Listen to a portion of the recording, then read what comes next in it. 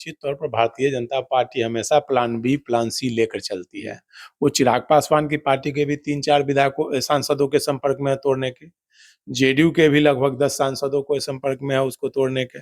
और ललन सिंह को मोहरा बनाया गया है। संजय झा उसमें सक्रिय हैं, क्योंकि संजय झा भाजपा के ही हैं, जो राष्ट्रीय अध्यक्ष हैं। वो कभी भी पलटी मार सकते हैं। चूंकि कार्यकारी अध्यक्ष है, उनको एक चिट्ठी लिखना है समर्थन का, और नीतीश कुमार बैठे रह जाएंगे। ललन सिंह केंद्र में मंत्री हैं। इसके अलावे जो उनके साथ जो भी हैं, जो नौकरशाह हैं, वो सब ललन सिंह को भारतीय जनता पार्टी को ज्यादा ही ललन सिंह पर मेहरबान है, मोदी मेहरबान है। अभी उनको एक कमेटी में सदस्य बनाया गया, महत्वपूर्ण जिम्मेवारी दी गई है। तो ललन सिंह और मोदी को लेकर जो खबरें आती रही हैं, कहीं प्लान बी की तैयारी तो नहीं है जेडीयू के। जाहिर है अगर जेडीयू अलग होगी, नीतीश कुमार अलग होंगे, तो सरकार भी संकट में होगी। तो सांसद बचेंगे कि जाएंगे, ये सारी चर्चाएं होती हैं। देखिए, निश्चित तौर पर भारतीय जनता पार्टी हमेशा प्लान बी, प्लान सी लेकर चलती है। वो चिराग पासवान की पार्टी के भी 3-4 विधायकों सांसदों के संपर्क में है तोड़ने के। जेडीयू के भी लगभग 10 सांसदों को संपर्क में है उसको तोड़ने के। और ललन सिंह को मोहरा बनाया गया है। संजय झा उसमें सक्रिय हैं, क्योंकि संजय झा भाजपा के ही हैं, जो राष्ट्रीय अध्यक्ष हैं। वो कभी भी पलटी मार सकते हैं। चूंकि कार्यकारी अध्यक्ष है, उनको एक चिट्ठी लिखना है समर्थन का, और नीतीश कुमार बैठे रह जाएंगे। ललन सिंह केंद्र में मंत्री हैं। इसके अलावे जो उनके साथ जो भी हैं, जो नौकरशाह हैं, वो सब कहीं ना कहीं किसी मामले में फंसे हुए हैं। तो वो भी सीबीआई, ईडी का भी डर है। तो नीतीश जी निर्णय लेने की स्थिति में नहीं है। अगर निर्णय लेने की स्थिति में होंगे तो नीतीश जी, अगर कुर्सी बचानी होगी, वो तो तुरंत आरजेडी के साथ चले जाएंगे। लेकिन अगर दबाव में रहेंगे तो निर्णय नहीं ले सकते। आप ये बात ठीक कह रहे हैं कि उनके साथ जो लोग हैं वो भारतीय जनता पार्टी की तरफ उनका झुकाव ज्यादा है, चाहे अभी ललन सिंह हो, चाहे वो संजय झा खासकर हो।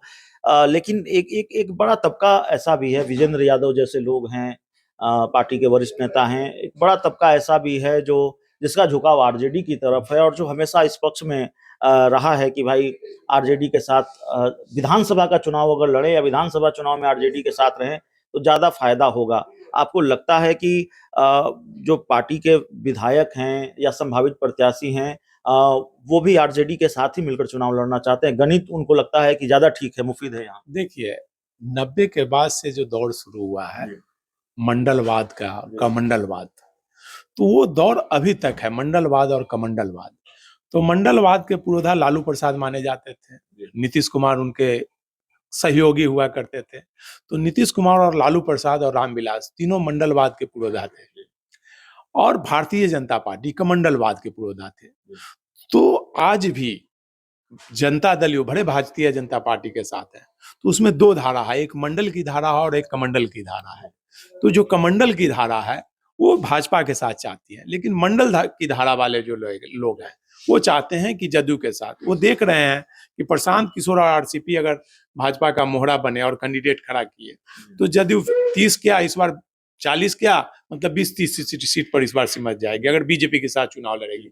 चाहे वो श्रवण कुमार हो, चाहे विजेंद्र यादव हो, चाहे जो भी पिछड़ी जाति को उपेंद्र कुशवाहा हो, चाहे उमेश कुशवाहा हो, जो भी पिछड़ी जाति के नेता हैं वो चाहते हैं, पिछड़ी जाति और दलित समाज के जो भी नेता हैं, चाहे मंत्री अभी हैं सुनील कुमार, इन लोगों की इच्छा है कि नहीं, अगर विधानसभा चुनाव फिर से जाना है, सफलता प्राप्त करना है, तो आरजेडी के साथ जाने में सफलता मिलेगी। क्योंकि आरजेडी का वोट बैंक पूरा इनको मिलेगा, जेडीयू का, और जेडीयू का वोट बैंक पूरा बीजेपी को मिलेगा, लेकिन आरजेडी को मिलेगा। लेकिन अगर बीजेपी के साथ रहते हैं तो जेडीयू का वोट तो बीजेपी को मिल जाएगा, जैसे 20 में मिला था। लेकिन भाजपा का वोट जेडीयू को 100% नहीं मिलेगा, उसमें 50%। ये सर्वे रिपोर्ट नीतीश कुमार जी ने एक सर्वे भी कराया है, जनता दल की तरफ से कराएगा। उसमें ग्राउंड रिपोर्ट आई है कि प्रशांत किशोर अगर पूरे बिहार में कैंडिडेट खड़ा करते हैं तो नीतीश कुमार को सबसे ज्यादा नुकसान होगा।